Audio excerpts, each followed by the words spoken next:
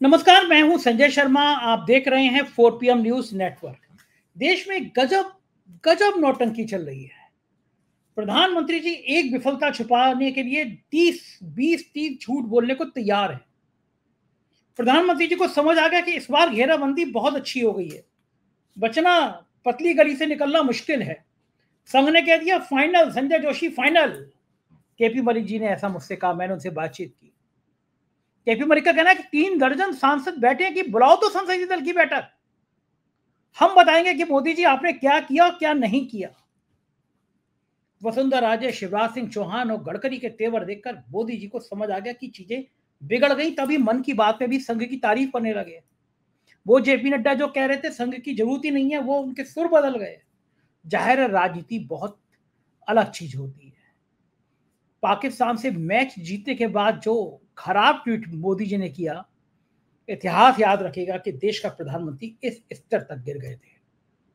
बहुत रोचक बातचीत है, लेके चलता हूं सीधा केपी मलिक जी को। चैनल को सब्सक्राइब करिए, ज्वाइन करिए, सुनते हैं केपी मलिक जी क्या कह रहे हैं। 4 PM न्यूज नेटवर्क में स्वागत है केपी मलिक जी आपका। भारत ने पाकिस्तान को रौंद दिया, युद्ध में नहीं मतलब मैच में रौंद दिया। अच्छा है, हार जीत चलती रहती है। भारत के लिए ये गौरव का दिन था कि हम लोगों ने एशिया कप जीता। लेकिन वहां नाटक शुरू हो गया। जो खिलाड़ी बंद कमरे में पाकिस्तान के मैनेजर और सबसे हाथ मिला रहे थे, वो वीडियो वायरल हो रहा है। फिर शायद ऊपर से कहा गया कि भाई नाटक करना है, अब वहां हाथ नहीं मिलाना। मतलब खेलने गए क्यों थे आप? पहली बात तो खेलने गए थे तो हाथ मिलाने में क्या समस्या हो जाती? कोई हाथ भी ना मिलाएगा, जो गले मिलोगे तपाक से। ये नए मिजाज का शहर है, जरा फासले से मिला करो। ये शेर उन्होंने वहां पे लगभग चिरताज कर दिया। चलो ये खिलाड़ियों की बात थी, कूटनीति की बात थी, ड्रामे की बात थी, सही थी। प्रधानमंत्री ने एक बड़ा ओछे किस्म का ट्वीट कर दिया। ओछा शब्द मैं पहली बार इस्तेमाल कर रहा हूं, मैं माफी चाहता हूं दर्शकों से। मुझे प्रधानमंत्री के लिए शब्द इस्तेमाल नहीं करना चाहिए, लेकिन वो जो ट्वीट था वो था इसी तरह का।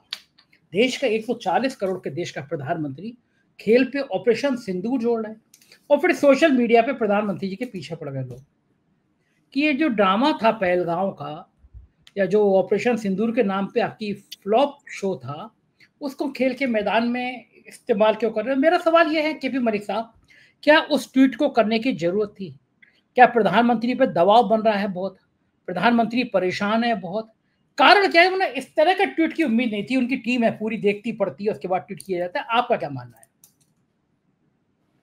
धन्यवाद संजय जी।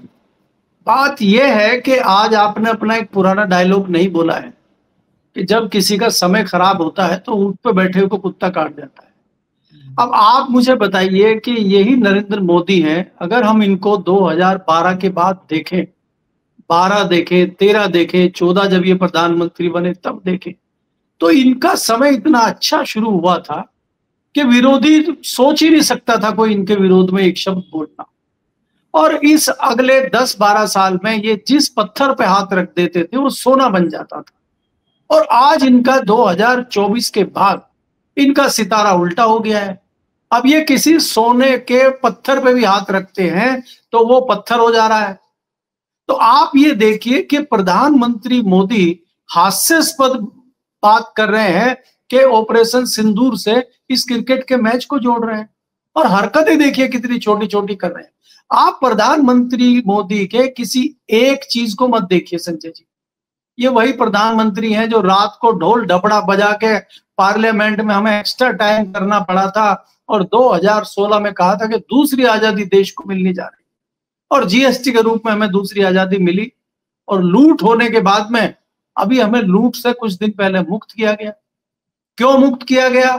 कि मुरली मनोहर जोशी ने 70 पेज की रिपोर्ट पेश कर दी और उसकी भनक इनको लग गई, और लाल किले की प्राचीर से इन्होंने घोषणा कर दी जीएसटी वापस लेना और दिवाली का बोनस देना।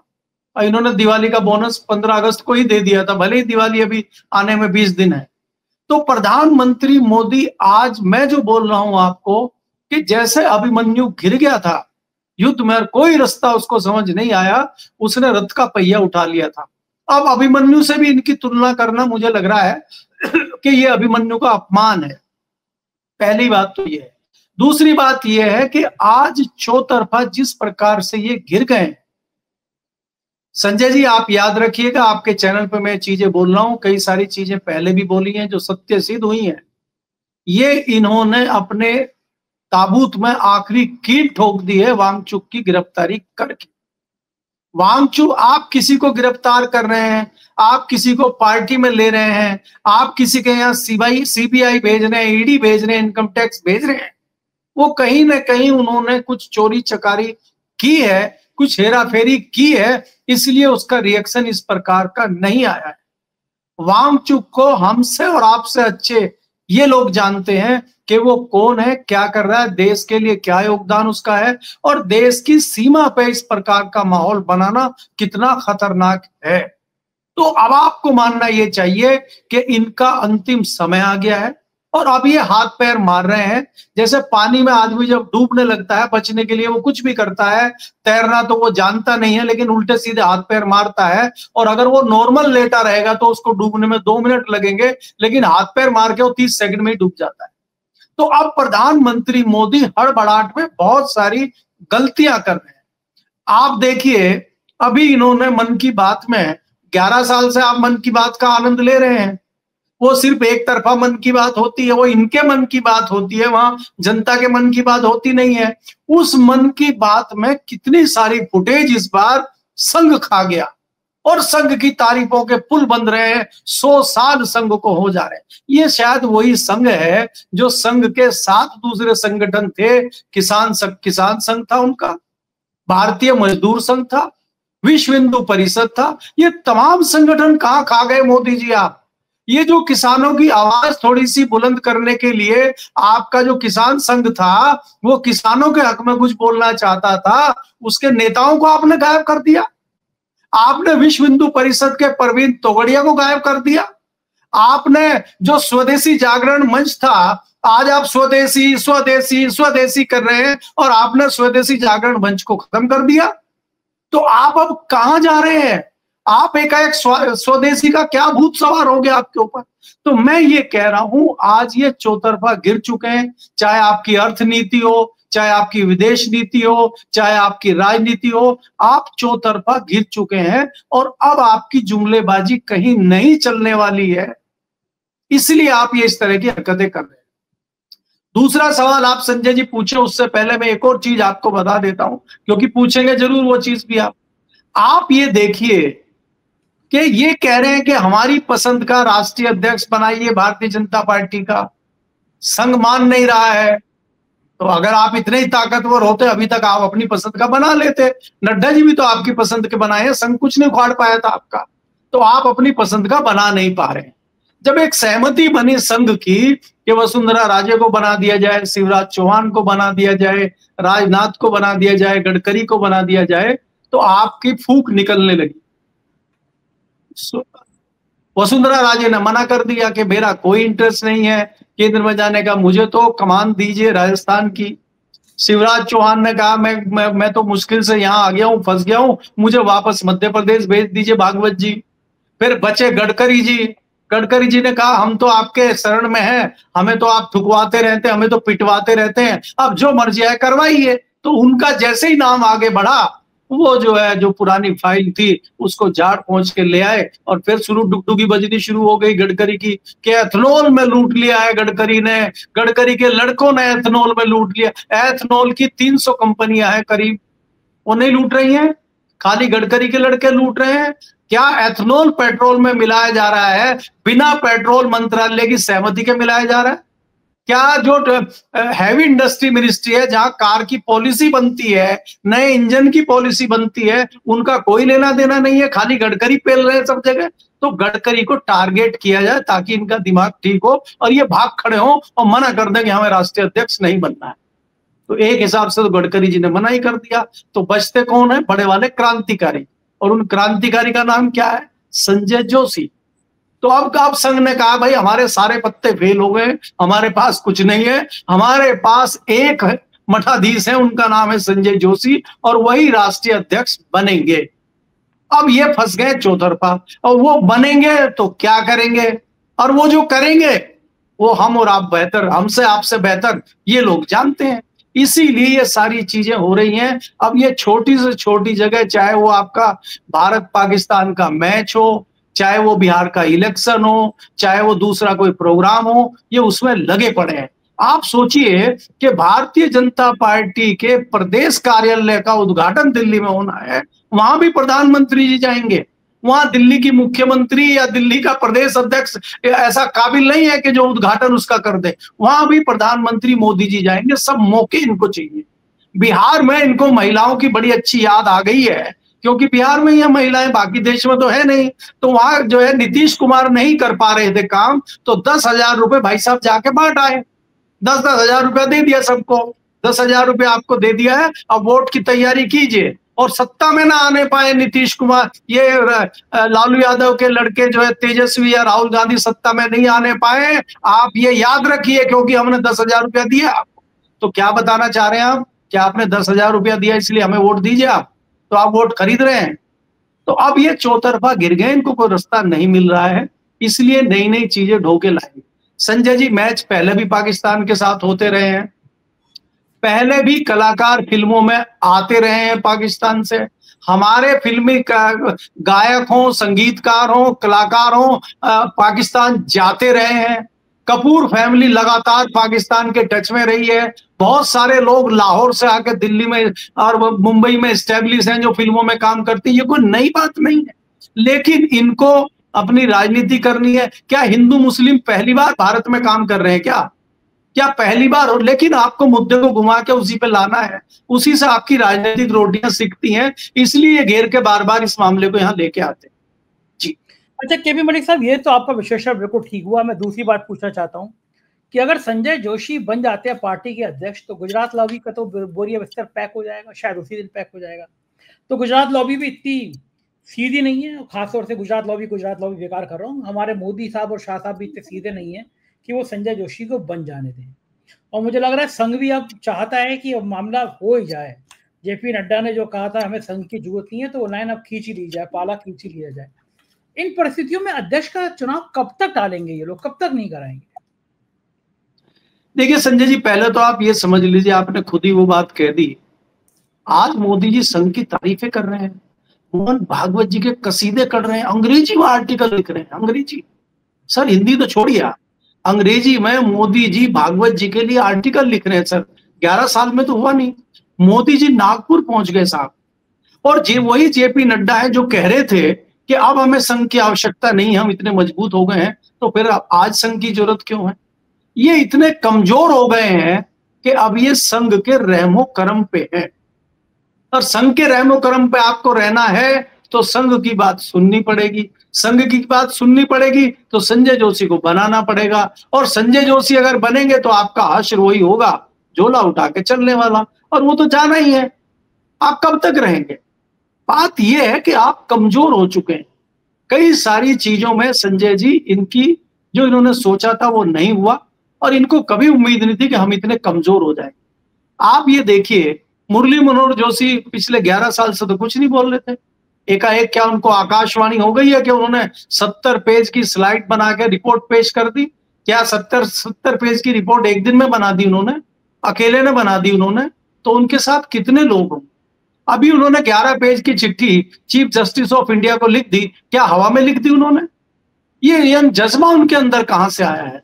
ऐसे विरोधी लोग जो इनका विरोध कर रहे हैं, पार्टी और संघ में उनकी संख्या लगातार बढ़ती जा रही है, लेकिन कई लोग हिम्मत बोलने की कर पा रहे हैं, कई लोग नहीं कर पा रहे हैं। ये मुरली मनोहर जोशी ने मोदी जी के गले में घंटी बांधने का काम किया है, और उसको टन टनाटन बजाने का काम एक दो लोग कर रहे हैं, जैसे रूडी जी ने कर दिया। और इनके खास दोस्त, मोदी जी के खास सिप्पे सालार, जो 10 साल पावर एंजॉय किए दिल्ली में बैठ के, आर.के. सिंह जो पावर मिनिस्टर थे, अब तो वो भी इनके खिलाफ बोलने लगे।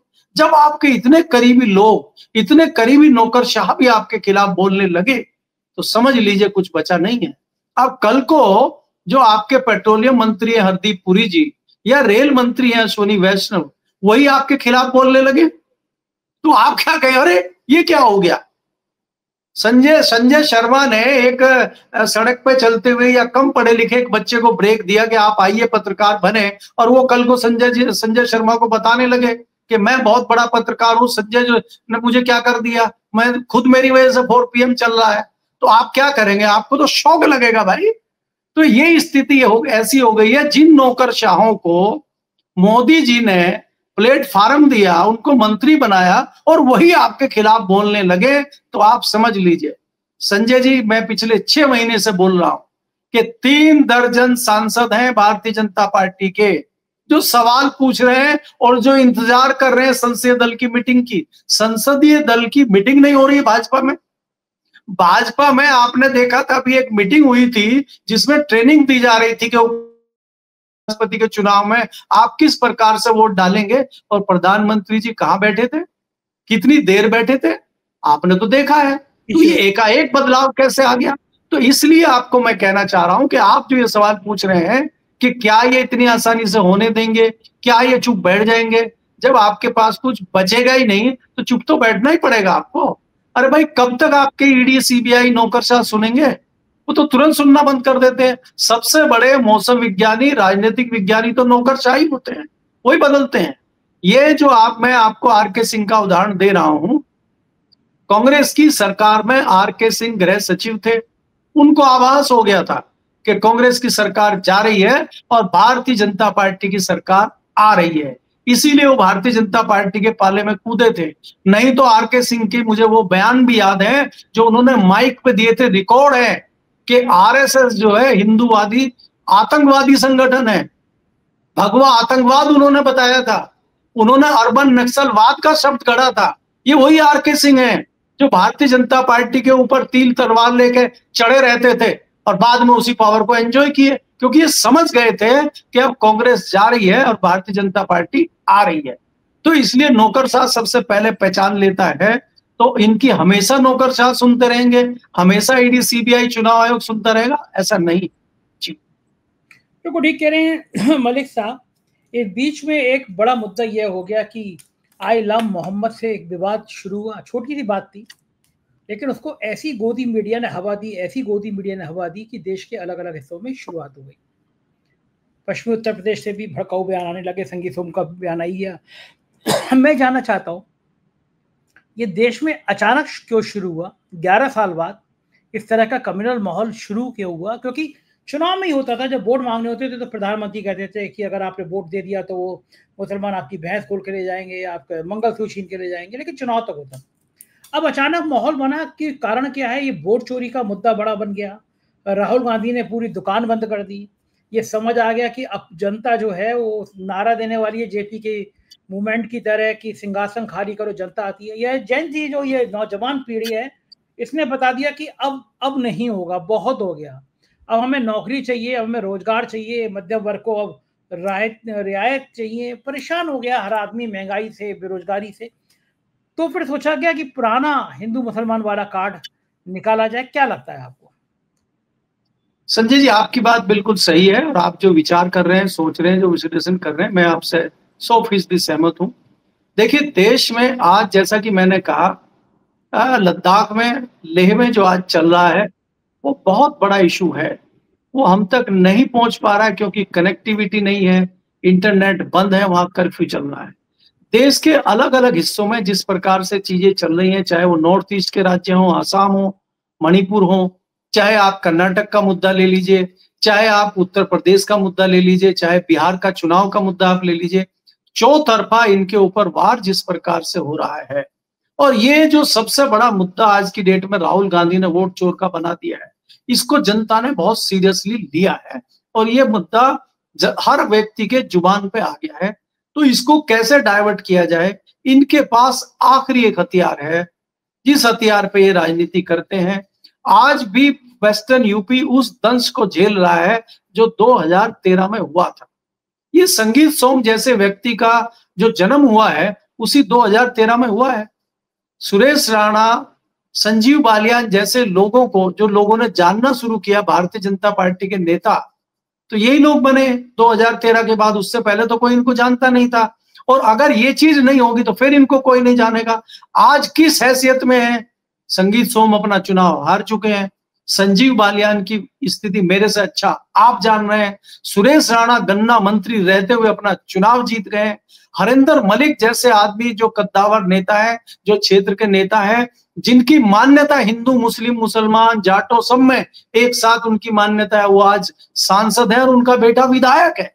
तो ये जताता है कि अब ये मामला नहीं चलेगा, ये बम फुस हो चुका है और अब ये काट की हांडी बार बार नहीं चढ़ेगी। आप जितना हिंदू मुस्लिम कर लीजिए, और आप जब इसकी जानकारी करेंगे, चाहे वो तौकीर रजा हो चाहे कोई फौकीर रजा हो, ये कुछ चंद लोग हैं जिनको भारतीय जनता पार्टी प्रयोग कर रही है। ये चंद जाहिल दोनों तरफ हैं, कुछ इधर है कुछ उधर है, उनकी तरफ से ये लोग फायदा उठाते रहते हैं। लेकिन इन जाहिलों का भी कुछ चलने वाला नहीं है और जनता समझ गई है। जनता असली मुद्दों पे आना चाहती है। और ये जो आप जैन जी की बात करते हैं, इसको हिंदू मुस्लिम और बाकी चीजों से कोई लेना देना नहीं है। इसको चाहिए रोजगार, इसको चाहिए नौकरी, इसको चाहिए साफ सुथरा काम। अगर आप वो नहीं देंगे तो अब ये हिंदू मुस्लिम का कार्ड नहीं चलेगा, मेरा ये मानना है। बिल्कुल ठीक कह रहे हैं, लेकिन दुनिया के अलग अलग देशों में जिस तरह आंदोलन खड़े हुए हैं, श्रीलंका हो, थाईलैंड हो, बांग्लादेश हो, नेपाल हो, और हर जगह कहीं ना कहीं एक युवा लोग सड़कों पर निकले हैं। उनको लग गया कि सिस्टम फ्लॉप हो गया है, सिस्टम खत्म हो गया है, मंत्री प्रधानमंत्री सब जेबें भर रहे हैं और सड़क पे निकल आए। भारत में ऐसी स्थिति कभी नहीं होगी, गांधी जी का देश है, हमारे कभी हिंसा माहौल ना स्वीकार है समाज को, ना करना चाहिए। लेकिन जेपी का आंदोलन हमने देखा, हमने अन्ना का आंदोलन देखा, तो आपको लगता है कि जेपी और अन्ना के आंदोलन की तरह भारत में भी एक बड़ा आंदोलन इन सब विसंगतियों के खिलाफ खड़ा हो सकता है? सोनम वांगचुक की गिरफ्तारी जिस तरह की गई, जिस तरह लोकतंत्र में आवाजें बंद करने का काम होता है, इस तरह देश का जनमानस क्या खड़ा हो सकता है भारत में, कभी लगता है आपको? देखिए संजय जी, जेपी का आंदोलन तो हमने सुना है या पढ़ा है, उस टाइम तो हम कॉलेज वगैरह में थे। लेकिन अन्ना का आंदोलन मैंने बहुत बारीकी से कवर किया है। मैं दिल्ली में था और लगभग रोज ही जाना रामलीला मैदान होता था। उस आंदोलन के पीछे कहीं ना कहीं भारतीय जनता पार्टी और संघ था, ये जाहिर हो गया है। भारतीय जनता पार्टी चाहती थी कि 10 साल की कांग्रेस की सरकार को किस प्रकार से उखाड़ा जाए। वो एक सुनियोजित षड्यंत्र था कांग्रेस के खिलाफ, मेरा ये मानना है। नहीं तो आप ये देखिए कि जिसको आप सुशासन की सरकार कहते हैं, दिल्ली में शीला दीक्षित की 15 साल की सरकार जीरो पे आ गई और केंद्र में 10 साल की सरकार कांग्रेस की आउट हो गई। तो ये कहीं ना कहीं इतना बड़ा माहौल था जो बनाया गया था, लेकिन इसमें कहीं भी हमने हिंसा नहीं देखी। और आपने देखा जब आमरण अनशन हुआ, अन्ना का आमरण अनशन हुआ और इन्होंने भी आमरण अनशन किया था, भूख हड़ताल की थी अरविंद केजरीवाल ने। सेंट्रल गवर्नमेंट के मंत्रियों की कमेटी बनी थी, बाकायदा बातचीत हुई थी। कई लोग बीच में बातचीत करने के लिए स्वामी अग्निवेश और दूसरे लोग आगे आए थे और बातचीत लगातार चल रही थी। उसके बाद जो जो उसमें हुई चीजें वो आपके सामने है। लेकिन एक भी कहीं ना पुलिस की लाठी चली, ना कोई गोली चली, ना कहीं कोई इस तरह की घटना हुई। और लाखों लोग थे उस आंदोलन, उसमें कभी भी इस तरह का नहीं हुआ, बिल्कुल शांतिपूर्वक आंदोलन चला। लेकिन ये सरकार मान के ये चलती है कि ये आंदोलन चलता रहेगा और आपका कुछ बिगड़ना नहीं है। आप ये सोचिए, इनकी हिम्मत आप देखिए कि 13 महीने किसानों का आंदोलन चलता है, लगभग 750 किसानों की मृत्यु हो जाती है और इनकी कान पे जू नहीं रहता, क्योंकि इनको ये कहीं ना कहीं आश्वस्त थे कि हम तो दूसरे सिस्टम से चुनाव जीतते हैं, ये कहीं वोट दे ना दे इनसे कोई फर्क हमें नहीं पड़ रहा है। तो ये जो इनका घमंड था वो अब टूट चुका है। इसलिए अब मैं आपको ये कह रहा हूं कि ये अब डाइवर्ट करने के लिए मुद्दों को, ये यूपी और बरेली और इस तरह के मुद्दों को लाने की कोशिश कर रहे हैं। लेकिन युवा जिस तरह से जागरूक है और युवा जिस तरह से सवाल पूछ रहा है, उसके सामने ये पुराने मुद्दे, घिसे पिटे मुद्दे नहीं चलेंगे। और आज नहीं तो कल युवा सड़कों पे उतरेगा। और ये युवा कितना कंट्रोल होगा, नहीं होगा, क्या होगा, ये तो मैं नहीं कह सकता हूं, क्योंकि इसके लिए अभी रिपोर्ट आना जरूरी है लद्दाख से। लद्दाख के लोग ये सवाल उठा रहे हैं कि वहां गोली चलाने का आदेश किसने दिया, भारतीय जनता पार्टी के दफ्तर में आग किसने लगाई, इसकी जांच होनी चाहिए। अगर वो खुद ही इसकी जांच की बात कर रहे हैं तो कहीं ना कहीं आशंका है कि कुछ लोगों द्वारा तो, अपने ही लोगों द्वारा तो कोई हरकत नहीं कराएगी इस प्रकार की। क्योंकि हमने किसान आंदोलन में देखा है कि बीच बीच में इस तरह की हरकतें की गई थी। किसानों को कभी आतंकवादी बताया गया, कभी उग्रवादी बताया गया, कभी कुछ बताया गया, कभी फर्जी किसान बताया गया, कभी उनको बताया गया कनाडा से आ गए, कभी कह रहे हैं विदेशी फंडिंग हो रही। इन्होंने तमाम जो है चीजें की और लोकल जो जनता थी उसको भी भड़काने का काम इन लोगों ने किया था। सारे पैंतरे उसमें आजमाए गए थे और वो चीजें बाहर आई थी, क्योंकि यहाँ नेशनल मीडिया था, देश की राजधानी थी। जो लद्दाख में हुआ है उसमें मीडिया में इतनी कवरेज नहीं हुई है। ये तो सोशल मीडिया और आपके जैसे चैनलों ने कुछ सच्चाई प्रस्तुत करने की कोशिश की है। अगर ये ना हो तो पता ही नहीं चलेगा क्या हो। अब इससे बड़ा उदाहरण क्या होगा कि वहां के लोग खुद कह रहे हैं कि भाई इसकी सीबीआई जांच करिए, इसकी जांच करिए। गोली चलाने का आदेश किसने दिया, गोली किन लोगों ने चलाई, कौन लोग मरे। संजय जी, उसमें एक व्यक्ति तो वो मरा है जो कारगिल की लड़ाई को लड़ने वाला फौजी था। फौजी भी क्या इस तरह की हरकत करेगा? क्या आप आशा करते हैं कि कोई फौजी इस तरह की तोड़फोड़ की और आगजनी की घटना कर सकता है? फौजी तो देश के लिए जीता और मरता है, और आपने उसको गोली मार दी। तो ये गोली मारने वाले कौन थे, ये असली जांच का विषय है। जी बिल्कुल ठीक बात कह रहे हैं केपी मलिक जी, ये इन सब की जांच होनी चाहिए। बहुत बहुत शुक्रिया, आपने मुझे इतना समय दिया, मुझसे बातचीत की, थैंक यू। ये थे केपी मलिक जी, पूरी बात आपने सुनी। कुछ को यकीन है बातचीत आपको पसंद आई होगी, अपनी राय से अवगत कराइएगा। शुक्रिया, थैंक यू।